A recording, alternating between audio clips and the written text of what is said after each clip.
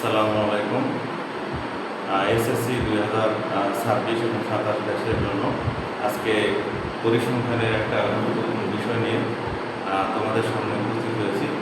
আশা করি তোমাদের এই ক্লাসটা যদি ভালোভাবে তোমরা ফলো করো, ক্লাসটা যদি দেখো, তাহলে তোমাদের অনেক উপকার হবে। এবং আমি তোমরা যারা পরিসংখ্যান অধ্যায়টা নিয়ে অনেক সময় দেখা যায় যে কুসুরকটা তোমরা বুঝতে চাও না, কুসুরক তোমাকে বুঝো না, সেই ক্ষেত্রে তোমরা যারা কোচিং সেন্টার অথবা প্রাইভেট ব্যাচে পড়ো, অনেকে কুসুরক নিয়ে কনফিউশন থাকে। তা আমাদের আজকের এই ক্লাসটা যদি তোমরা দেখো, তাহলে কুসুরক নিয়ে আর তোমাদের কোনো সমস্যা হবে না। মূলত কুসুরক নিয়ে সম্ভবত তিনটা টাইপের প্রশ্ন থাকে। আমরা যদি এই 4টা বা 5টা টাইপটা যদি আমরা ভালোভাবে ফলো করি বা অনুসরণ করি, তাহলে তোমার পরীক্ষায় কুসুরক সম্বন্ধে তোমাদের কোনো কনফিউশন থাকবে না। আর সর্বপ্রথম বলবো যে আমার এই ইউটিউব চ্যানেলের সাথে তোমরা থাকবে এবং আরও নতুন নতুন ভিডিও পেতে আমার এই চ্যানেলটি অবশ্যই সাবস্ক্রাইব করবে। তো তাহলে আমরা এখন 1 নম্বর প্রশ্নটার সমাধান করব, যে সারণী থেকে কুসুরক নির্ণয় করো। তাহলে এটা সমাধান করতে গেলে আমাদের যে ছকটা দেওয়া আছে, এখানে এই ছক থেকে কোনো কিছুই করা লাগবে না, আমরা এই ছক থেকেই কুসুরক নির্ণয় করতে পারবো। তাহলে কুসুরক নির্ণয় করতে গেলে সর্বপ্রথম আমরা আগে কুসুরকের সূত্রটা লিখব। তাহলে লিখব যে জানা আছে, এটা আগে লিখে নিতে হবে। জানা আছে হলো কুসুরক। কুসুরকের সূত্রটা তোমরা হয়তো সবাই জানো, তারপরে আবার নতুন করে তোমরা জানতে পারবে। তাহলে এখানে লিখলাম F1 নিচে হলো F1 প্লাস হলো F2 ইনটু হলো H। তাহলে আমরা কুসুরক শ্রেণীর সূত্রটা প্রথমে লিখলাম এই কারণে যে আমরা যখন এই সাইন নোটটা দেব, তখন এই কুসুরকের এই সূত্র দেখে আমরা সাইন নোটটা দিলে এটা ভুল হওয়ার সম্ভাবনা খুব কম থাকবে। এবং তাহলে আমরা এখানে লিখব যে এখানে লেখার পরে সাইন নোটটা লিখব। এই লিখলাম, লেখার পরে এখানে লিখব এল মানে হলো তোমার কুসুরক শ্রেণীর নিম্ন সীমা। তাহলে প্রথমে আমাদের দেখতে হবে যে গণসংখ্যা সর্বাধিক আছে কোথায়। তাহলে গণসংখ্যা সর্বাধিক আছে আমার হচ্ছে এখানে, সবচেয়ে বড় সংখ্যা হলো 15। তাহলে গণসংখ্যা আছে 15। তাহলে কুসুরক শ্রেণীর অবস্থা হলো 51 থেকে 60 শ্রেণীতে, 51 থেকে 60 শ্রেণীতে। তাহলে আমরা লিখব এল মানে হলো কুসুরক শ্রেণীর নিম্ন সীমা। নিম্ন সীমা এটা হলো কুসুরক, এটা হলো নিম্ন সীমা, এটা হলো উচ্চ সীমা। এল মানে হচ্ছে লোয়ার লিমিট, মানে কুসুরক শ্রেণীর নিম্ন সীমা। তাহলে এল এর মানটা হবে এখানে 51। তাহলে 51 লিখলাম আমরা এল এর মান। তারপরে আমরা F1 এর মান লিখব। F1 হলো কুসুরক শ্রেণীর গণসংখ্যা। তাহলে কুসুরক শ্রেণীর গণসংখ্যা হলো 15 বিয়োগ হলো কুসুরক শ্রেণীর পূর্ববর্তী শ্রেণীর গণসংখ্যা। তাহলে এটা লিখব 15 বিয়োগ হলো 8। তাহলে এখানে আসে কত? এটা হলো 7 আসে। তারপরে F2 লিখব হলো কুসুরক শ্রেণীর গণসংখ্যা বিয়োগ হলো পরবর্তী শ্রেণীর গণসংখ্যা। তাহলে এটা হলো 5। ঠিক আছে। তাহলে এখন এখানে সূত্র অনুযায়ী আমরা এল এর মান বসাইছি, F1 এর মান বের করছি, F2 বের করছি। তাহলে আমাদের এখানে বাকি আছে হলো H মানে হলো শ্রেণী ব্যবধান বা শ্রেণী ব্যাপ্তি। তাহলে শ্রেণী ব্যবধানটা আমরা কিভাবে লিখতে পারবো? সরাসরি আমরা যদি 41 থেকে 31 বাদ দিই, তাহলে আমরা শ্রেণী ব্যবধান পাবো। তাহলে শ্রেণী ব্যবধান হলো 10। তাহলে আমরা সাইড নোট থেকে যে ইনফরমেশনগুলো পেলাম, সেটা অবশ্যই কুসুরক শ্রেণীর যে কুসুরকের যে সূত্র আছে এই জায়গায় আমরা এই মানটা বসাই দিই। তাহলে এল এর মান আমরা পাইছি 51 বসাই দিলাম। F1 কত পাইছি? F1 পাইছি কিন্তু কত? এই 7 পাইছি। তারপরে এখানে হলো 7, F2 হলো F1 7, F2 হলো 5, আর শ্রেণী ব্যবধান কত হয়? H। তাহলে এখন আমরা ক্যালকুলেশন করব। ক্যালকুলেশন করতে গেলে তোমরা অবশ্যই একটা জিনিস খেয়াল করবে, যে এই যে 51, যারা অনেকে ক্যালকুলেশনে দুর্বল আছে, এই যে 51টা আছে, এটা হলো কুসুরক শ্রেণীর নিম্ন সীমা। এটা কিন্তু লাস্ট পর্যন্তটাই থাকবে। হ্যাঁ, লাস্ট পর্যন্ত 51 কিন্তু থাকবে। তাহলে 51 লিখলাম। আর এরপরে এটা হলো H হলো শ্রেণী ব্যবধান, এটা হলো 10। তাহলে এই 7 দিয়ে 10কে গুণ করব। কি কারণে? 7 এবং 10 এটা কিন্তু একই সংখ্যা ওরা, একই লাইনে আছে, এটা উপরে আছে, লবে আছে। অনেক সময় দেখা যায় মানে ছাত্ররা এই 10-এর সাথে এটা যোগ করে এটা গুণ করে দেয়, এটা যদি করো তাহলে ভুল হবে। তাহলে এটা গুণ হবে 7-এর সাথে 10, তাহলে 7-10-এ কত লিখবো, 7 গুণ 10, আর নিচে হলো 7 5 12। ঠিক আছে, তাহলে এটা 51 হলো, আর এটাকে আমরা লিখতে পারি 7-10-এ 70। এই 70 লিখলাম, ভাগ করবো হচ্ছে 12। আবার এখানে অনেকে ভুল করে, যারা ক্যালকুলেশন একটু দুর্বল আছে তারা 12টা আগে লেখে, পরে ভাগ দেয় 70। কিন্তু এটা সিস্টেম না, আগে যেটা লব আছে সেটা আগে লিখবো, লব আছে যেটা সেটা লিখবো। তাহলে এটাকে আমরা যদি ভাগ করি তাহলে কত হবে, 51, আর এটা 70-কে ভাগ করলে ক্যালকুলেটর 70-কে ভাগ করলে আমরা এখানে ক্যালকুলেটরে যাব, যাওয়ার পরে আগে লিখবো 70। আমি আবার বলতেছি, আগে 70 লিখবো, পরে ভাগ দেবো 12। তাহলে এটা লিখলাম 12, তাহলে এটা হচ্ছে 5.83। তাহলে এখানে আসলো 5.83, তাহলে এটা লিখলাম হলো 5.83। তাহলে এটাকে আমরা এটার সাথে 51 সাথে যোগ করে দেব, 5-এর সাথে এটা 5 আর 51 যোগ করবো, তাহলে ভাই এটা কত, 56.83। এটাই হবে কুসুরক অ্যান্সার। এইটুকু যদি তোমরা করতে পারো তাহলে এটা প্রথম প্রশ্নটা হয়ে যাবে, সারণী থেকে কুসুরক নির্ণয় করো। এরপরে আমরা পরবর্তী প্রশ্নতে যাব। এটা আমরা তাহলে পরবর্তী প্রশ্নতে যাব। পরবর্তী প্রশ্ন হলো সারণী থেকে কুসুরক শ্রেণীর মধ্যবিন্দু নির্ণয় করো। তাহলে আমরা 1 নম্বর প্রশ্নে প্রথমে কুসুরক নির্ণয় এটা আমরা করছি, করার পরে এখন আমরা 2 নম্বর প্রশ্ন হলো সারণী থেকে কুসুরক শ্রেণীর মধ্যবিন্দু নির্ণয় করো। তাহলে কুসুরক শ্রেণীর মধ্যবিন্দু নির্ণয় করতে গেলে আমরা প্রথমে যে কুসুরক শ্রেণীটার অবস্থান আছে কোন জায়গায়, এটা তো তোমরা সকলেই জানো যে কুসুরক শ্রেণীর অবস্থান এখানে গণসংখ্যা দেখবো যে সর্বাধিক কোথায় আছে, এখানে গণসংখ্যা সর্বাধিক আছে 15। তাহলে কুসুরক শ্রেণীর অবস্থান হলো 51 থেকে 60 শ্রেণীতে। এটা আমরা আগে সিলেকশন করব যে কুসুরক শ্রেণীর অবস্থানটা আসলে কোন জায়গায় আছে। এটা সিলেকশন করার পরে তারপরে আমরা লিখব কুসুরক শ্রেণীর মধ্যবিন্দুটা বের করব। কুসুরক শ্রেণীর মধ্যবিন্দু বের করতে গেলে তাহলে আমরা যদি প্রথমে লিখি তাহলে 51 যোগ হলো 60 ভাগ হলো 2, তাহলে এটা যদি আমরা করি তাহলে কুসুরক শ্রেণীর মধ্যবিন্দু বের হয়ে যাবে। তাহলে আমরা এখন এটা ফাইনালি করব কিভাবে। তাহলে প্রথমে আমরা এই জিনিসটা আগে দেখব যে কুসুরক শ্রেণীর অবস্থান কোথায় আছে সেটা আগে সিলেকশন করে নেব। তাহলে আমরা লিখব যে এখানে এই জিনিসটা তোমরা সকলে এটা লিখবা, এখানে লিখবা এখানে যে গণসংখ্যা, এটা লিখবা যে গণসংখ্যা সর্বাধিক গণসংখ্যা সর্বাধিক বা সর্বোচ্চ যেটা লেখো, যে গণসংখ্যা সর্বাধিক আছে হলো কত, গণসংখ্যা সর্বাধিক আছে হলো 15। এটা লিখবা যে গণসংখ্যা সর্বাধিক আছে 15। সুতরাং এটা লিখবা যে সুতরাং কুসুরক শ্রেণীর অবস্থান, এটা আগে নিশ্চিত করতে হবে যে কুসুরক শ্রেণীর অবস্থান কোথায় আছে। সুতরাং কুসুরক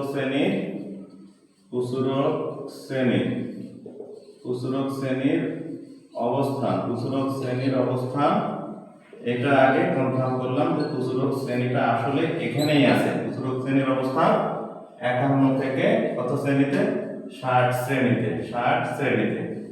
এটা লিখলাম যে এত শ্রেণীতে, কুসুরক শ্রেণীর অবস্থান এত শ্রেণীতে। সুতরাং এখন লিখবো যে সুতরাং কুসুরক শ্রেণীর তাহলে অবস্থানটা আমরা নিশ্চিত করলাম যে এখানে গণসংখ্যা সর্বাধিক আছে হলো 15। সুতরাং কুসুরক শ্রেণীর অবস্থান 51 থেকে 60 শ্রেণীতে। এখন লিখবো যে কুসুরক শ্রেণীর মধ্যবিন্দু হবে, অতএব কুসুরক শ্রেণী, তাহলে এটা লিখবো যে কুসুরক শ্রেণীর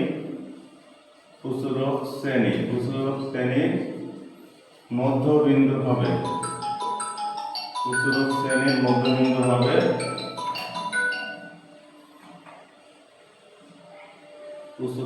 মধ্যবিন্দু হবে তাহলে এটা লিখবো যে আমরা তাহলে কুসুরক শ্রেণীর অবস্থান ছিল কোথায়, 51 থেকে 60 শ্রেণীতে। তাহলে এই 51 লিখবো, এটা হলো নিম্ন সীমা, আর 60 হলো উচ্চ সীমা।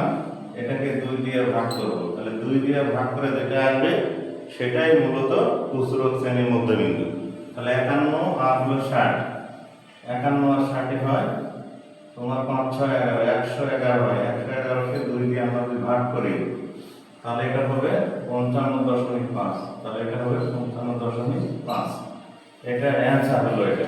হ্যাঁ, এখন এই প্রশ্নটা যদি প্রচুরক শ্রেণীর মধ্যবিন্দু না বলে যদি বলে প্রচুরক শ্রেণী পূর্ববর্তী শ্রেণীর মধ্যবিন্দু নির্ণয় করো অথবা পরবর্তী শ্রেণীর মধ্যবিন্দু নির্ণয় করতে বলতে পারে, তাহলে এটা একই সিস্টেম হবে।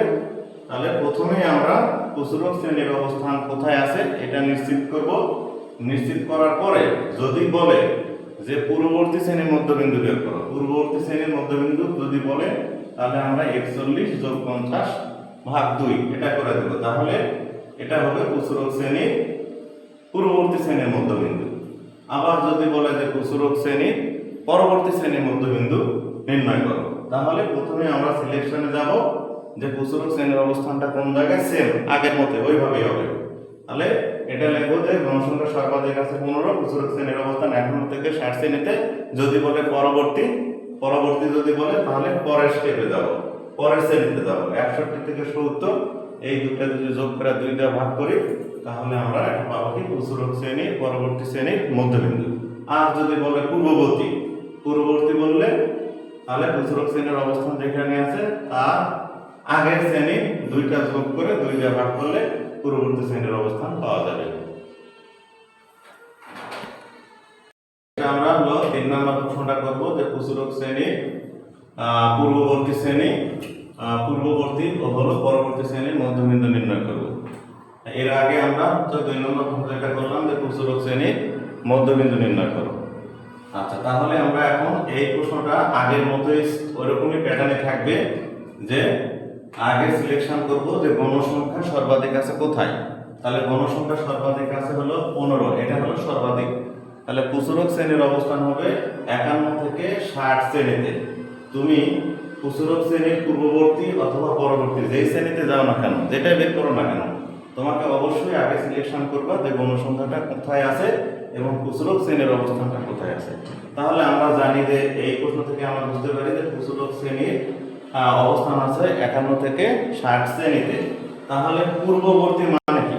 পূর্ববর্তী মানে হচ্ছে প্রচুরক শ্রেণীর অবস্থান যেখানে আছে তার আগের শ্রেণীর অবস্থান 41 থেকে 50। যদি বলে যে প্রচুরক শ্রেণীর পূর্ববর্তী তাহলে আমরা কি করব 41 + 50 ভাগ 2, অর্থাৎ নিম্ন সীমা এবং উচ্চ সীমা এই দুইটা যোগ করে 2 দিয়ে যদি আমরা ভাগ করি তাহলে পূর্ববর্তী শ্রেণীর মধ্যবিন্দু বের হবে। আর যদি পরবর্তী যদি বলে তাহলে প্রচুরক শ্রেণীর অবস্থান থেকে পরবর্তী শ্রেণীতে যাব, অর্থাৎ 61 থেকে 70 শ্রেণীতে যাব। তাহলে এই দুটোই আবার নিম্ন সীমা উচ্চ সীমা, এই 61 + 70 ভাগ হলো 2 যদি করি তাহলে আমরা পূর্ববর্তী শ্রেণীর মধ্যবিন্দু পাবো। তাহলে চলো আমরা অঙ্কটা ফাইনালি করি। তাহলে প্রথমে লিখবো, সলিউশন লিখতে পারো, উত্তর লিখতে পারো, তোমাদের যা যেটা মনে হয় সেই অনুযায়ী লিখবা। তাহলে প্রথমে লিখবো এখানে গণসংখ্যা সর্বাধিক, সবার ক্ষেত্রে কিন্তু একই রকম যে গণসংখ্যা সর্বাধিক আছে। গণসংখ্যা সর্বাধিক আছে কোথায়? গণসংখ্যা সর্বাধিক আছে হলো কত? 51 থেকে, এটা লিখতে পারি যে 51 থেকে 60 শ্রেণীতে। 51 থেকে 60 শ্রেণীতে এটা প্রথমে তোমার সিলেকশন করে নিলাম। গণসংখ্যা সর্বাধিক আছে 51 থেকে 60 শ্রেণীতে। সুতরাং প্রচুরক শ্রেণীর অবস্থান লিখব। সুতরাং প্রচুরক শ্রেণীর অবস্থান, প্রচুরক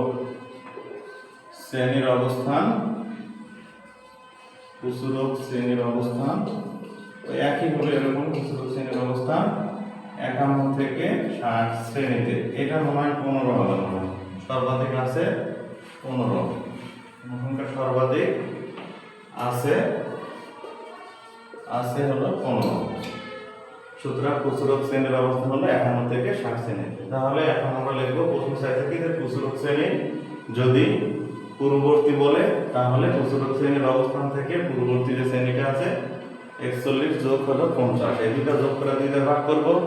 যদি পরবর্তী বলে তাহলে পরেরটাতে যাব 61 থেকে 70 শ্রেণীতে, এই দুটাকে যোগ করে 2 দিয়ে ভাগ করব। তাহলে আমাদের প্রচুরক শ্রেণীর পূর্ববর্তী পরবর্তী দুটোই বের হয়ে যাবে। তাহলে আমরা দেখুন একটা করি, একটা করলে বাকিটা তোমরা অবশ্যই পরেরটা পারবে।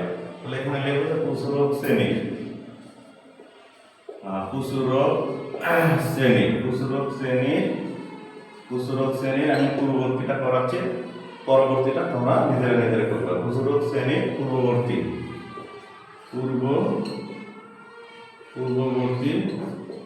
শ্রেণীর মধ্যমান অথবা মধ্যবিন্দু যেটাই বলো একই জিনিস। মধ্যমান প্রসারক শ্রেণীর পূর্ববর্তী শ্রেণীর মধ্যমান হবে, তাহলে এটা কি করবা, এই 41 যোগ হলো 50, এই দুটো যোগ করে 2 দিয়ে ভাগ করবা, তাহলে এটা হবে 41 যোগ হলো কত হলো 50, মানে উচ্চ সীমা আর নিম্ন সীমা দুইটা যোগ করব, যোগ করে দিলে এটা পাওয়া যাবে। তাহলে 41 আর 50 যোগ করলে কত হয় 90, এটা 90, এটাকে 2 দিয়ে ভাগ করব, 2 দিয়ে ভাগ করলে কত হবে 45.5, তাহলে এটা হলো উত্তর। ঠিক আছে, এটা আশা করি আমার এই প্রশ্নটা সবাই বুঝতে পারছো। আর নেক্সট ভিডিও পেতে তোমরা কোন বিষয়ে কোন অধ্যায়টা তোমরা চাও পরবর্তী কমেন্টে জানাবে, আমি সেইভাবে পরবর্তী ভিডিওটা তৈরি করব। পরবর্তী ভিডিও হচ্ছে আমাদের 5 নম্বর প্রশ্নটা হচ্ছে যে F1 F2 এর মান বের করো এবং F1 F2 প্রচলিত কি অর্থ বহন করে। তাহলে তোমরা অনেকে জানো যে প্রচুরক নির্ণয় করতে গেলে আমাদের অবশ্যই F1 আর F2 বের করতে হয়। তাহলে প্রথমে আমরা যে শ্রেণীব্যক্তি দেওয়া আছে আর গণসংখ্যা দেওয়া আছে, নিয়মটা কিন্তু আগের মতোই। তাহলে গণসংখ্যা প্রচুরক শ্রেণীর অবস্থান আছে কোন জায়গায়, এটা কিন্তু আগে থেকে তোমরা জানো, আবার আমি রিপিট করতেছি যে গণসংখ্যা সর্বাধিক আছে হচ্ছে 15। তাহলে প্রচুরক শ্রেণীর অবস্থান হলো 51 থেকে 60 শ্রেণীতে। তাহলে প্রথমে আমরা এটা লিখবো এই জায়গায়, সলিউশন লিখতে পারো, উত্তর লিখতে পারো, যেটা লিখো। তাহলে প্রথমে আমরা লিখবো এখানে, এটা আগে লিখে নিয়ে সাইড নোটটা দিয়ে নিব, সাইড নোটটা দেবো এখানে। তাহলে আমাদের গণসংখ্যা অথবা প্রচুরক শ্রেণীর অবস্থান কিন্তু জানা আছে যে 51 থেকে 60 শ্রেণীতে এখানে আছে প্রচুরক শ্রেণী। তাহলে F1 মানে কি, F1 মানে হচ্ছে প্রচুরক শ্রেণীর গণসংখ্যা বিয়োগ হলো পূর্ববর্তী শ্রেণীর গণসংখ্যা। তাহলে F1 আমরা বের করবো এখানে, তাহলে লিখবো F1 সমান সমান প্রচুরক শ্রেণীর গণসংখ্যা হলো 15, তাহলে এটা লিখবো 15। পূর্ববর্তী শ্রেণীর গণসংখ্যা 8, তাহলে এটা মাইনাস করবো 8, তাহলে এটা আসলে কত -7 হলো। আর F2টা বের করবো, এইভাবে। তাহলে প্রচুরক শ্রেণীর গণসংখ্যা কত হয় 15 পরবর্তী, তাহলে প্রচুরক শ্রেণীর গণসংখ্যা মাইনাস হলো পরবর্তী শ্রেণীর গণসংখ্যা। তাহলে প্রচুরক শ্রেণীর গণসংখ্যা হলো এখানে 15 আর বিয়োগ করবো কত, এখানে বিয়োগ করবো 10, তাহলে এটা কত আসলো 5। ঠিক আছে, তাহলে এই দুইটা মান যেহেতু চাইছে, তাহলে আমরা এখানে লিখবো অতএব F1 প্লাস F2, এই মান দুটো বসায় দাও, তাহলে F1 এর মান পাইছি কত 7 আর F2 এর মান কত পাইছি 5, তাহলে +5 করো, এই +5 করলাম, তাহলে কত হলো এটা 7×5 হয়। তাহলে এটা একটা পার্ট কিন্তু হয়েছে এই পর্যন্ত, এই পর্যন্ত কিন্তু হয়েছে। তাহলে বাকি থাকে কত আমাদের, বাকি থাকে হলো F1 আর F2 প্রচলিত কি অর্থ বহন করে। তাহলে এইটা একটা অ্যান্সার হবে কিন্তু, এটা একটা অ্যান্সার হবে। তুমি দ্বিতীয় অংশটা এভাবে লিখতে পারো যে দ্বিতীয় অংশ কি, দ্বিতীয় অংশটা লিখবা যে কি বলছে যে F1 F2 প্রচলিত কি অর্থ বহন করে। তাহলে F1 সমান আমরা কি জানি, যে এটা আমরা এই যেভাবে মানটা বের করছি যে প্রচলিত শ্রেণীর গণসংখ্যা মাইনাস হলো পূর্ববর্তী শ্রেণীর গণসংখ্যা, যেটা আমরা এখানে মানে বসাচ্ছি F1, এই জিনিসটা আমরা এটা বাংলায় লিখে দিব যে প্রচুরক শ্রেণীর গণসংখ্যা বিয়োগ হলো পূর্ববর্তী শ্রেণীর গণসংখ্যা। এটা হবে F1 আর F2 হবে প্রচুরক শ্রেণীর গণসংখ্যা মাইনাস হলো পরবর্তী শ্রেণীর গণসংখ্যা। এটাই মূলত হলো